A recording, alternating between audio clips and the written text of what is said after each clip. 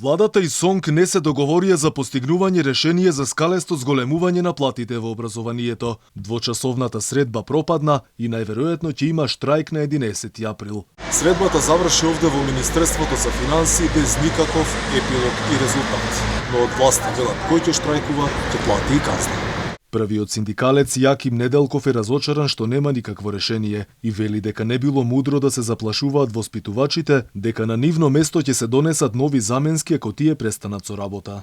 За жал, никаков процент, никакви бројки не беа изнесени на маса и еве оттаму морам да кажам од една страна излагаме разочарани што нема што да пренесеме во јавноста и во членството. Ќе има генерален штрајк на 11 април, кој што може да има многу сериозни последици. Од владата пак вела дека преговорите продолжуваат. Министерката за труд и социјала е оптимист дека деновиве ќе се изнајде конкретен предлог. Правото на штрајк вели е легитимно, но сепак вели и по закон и по устав децата во градинките мора да бидат згрижени.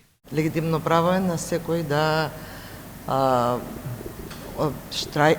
протестира, меѓутоа во делот на детската заштита децата треба да бидат згрижени и по устав и по закон. Законот за детска заштита предвидува казни.